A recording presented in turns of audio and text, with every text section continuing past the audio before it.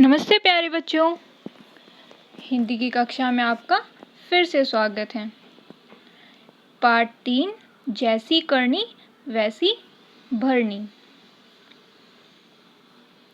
हमने अभी तक देखा कि बरसात का मौसम आने से पहले सभी पशु पक्षी अपना अपना काम कर रहे थे। जैसे बया अपना घोंसला बना रही थी,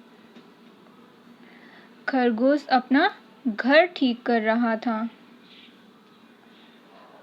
गौरैया और गिलहरी अपने घर के लिए जरूरी सामान इकट्ठा कर रहे थे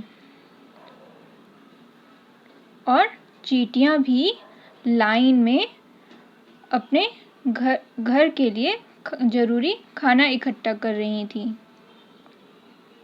लेकिन हमारा टिड्डा जो मनमौजी था, अपने मन की करता था, वह पूरा दिन हरे हरे पत्तों पर झूला झूलता और काम कर रहे पशु पक्षी का मजाक उड़ाता था। आइए देखते हैं आगे क्या हुआ। थोड़े दिनों में बारिश शुरू हो गई। मूसलाधार पानी बरसा। सारे पशु पक्षी अपने अपने घरों में जा बैठे। टिड्डा भला कहाँ जाता? उसका ना कोई घर था ना ठिकाना। वह पानी में भीगता रहा। हवा चली तो ठिठुरने लगा। देखिए, अब बारिश शुरू हो गई है। मूसलाधार मतलब बहुत तेज से बारिश हो रही है। सारे पशु पक्षी अपने अपने घरों में बैठे हैं, लेकिन टिड्डा के पास रहने के लिए कोई जगह ही नहीं है, क्योंकि जब पशु पक्षी अपना अपना घर बना रहे थे, अपना घर ठीक कर रहे थे, तब टिड्डा उन सब का मजाक उड़ा रहा था। वह कोई काम नहीं कर रहा था। वह पानी में भीगता रहा। हवा चली तो ठिठुरने लगा। जब बारिश हुई तो वो भीगता रहा बारिश में, क्योंकि उसके पास कोई घर नहीं था। और जब हवा चली तो वो पानी में सर्दी से ठिठुरने लगा। खाने को भी कुछ ना था। वह भोजन की तलाश में भटकने लगा। टिड्डे के पास खाने के लिए भी कुछ नहीं था, क्योंकि उसने कुछ किया ही नहीं था, कोई तैयारी ही नहीं की थी बारिश के आने से पहले। वह भोजन की तलाश में भटकने लगा। जब भूख लगी तो इधर उधर जाने लगा, भटकने लगा, सबके घर घर जाने लगा। उसे कुछ ना मिला। चारों तरफ पानी ही पानी था। वह रोता रोता चींटियों के पास पहुंचा और कहने लगा, प्यारी नन्ही चींटी रानी, खाने को कुछ दे दो, वरना भूखा मर जाऊंगा, थोड़ी दया तो कर दो। अब टिड्डा जब उसको खाने के लिए कुछ नहीं मिला तो वो चींटियों के पास जाता है और उनसे कहता है, प्यारी नन्ही चींटी रानी, मतलब चींटी रानी आप बहुत प्यारी हैं, खाने को कुछ दे दो, मुझे बहुत भूख लगी है, मुझे खाने के लिए कुछ दे दो, वरना भूखा मर जाऊंगा। अगर मैंने कुछ नहीं खाया तो मैं मर जाऊंगा। थोड़ी दया तो कर दो, मुझ पर थोड़ी दया कर दो, मुझे खाने के लिए कुछ दे दो।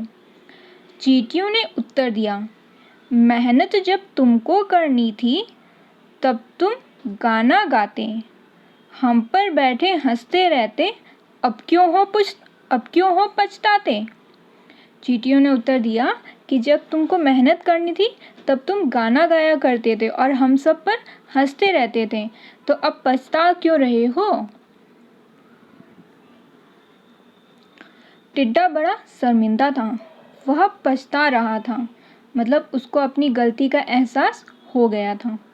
बोला, अपनी गलती मान रहा हूँ, दर दर भूखा भटक रहा हूँ, सबकी मैंने हंसी उड़ाई, अब मेरी जाँ पर बन आई।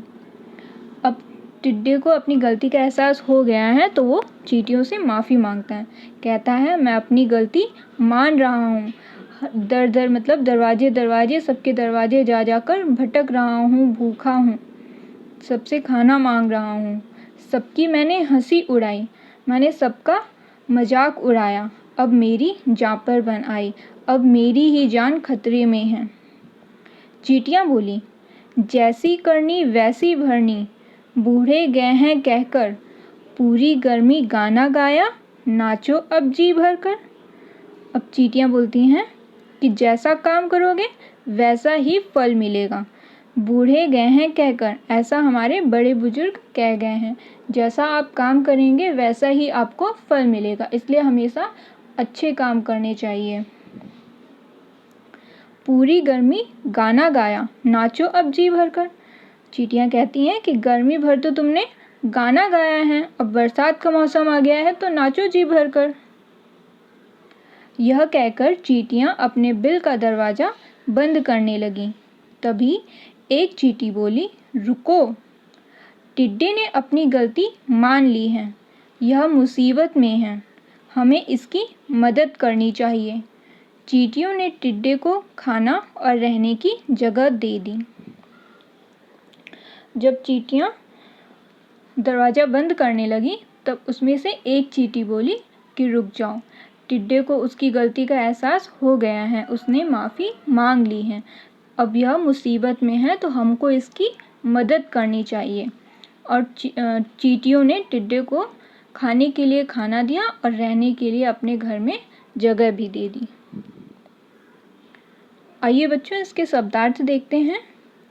हलचल अर्थात हिलना डुलना, कतार अर्थात लाइन और पंक्ति, जुटे रहना, लगे रहना, मनमौजी अपने मन की करने वाला, निठल्ला बेकार, मूसलाधार मोटी धार वाली, ठिकाना रहने की जगह, ठिठुरना ठंड से सिकुड़ना, भटकना इधर उधर घूमना, जान पर बन आना जान खतरे में होना।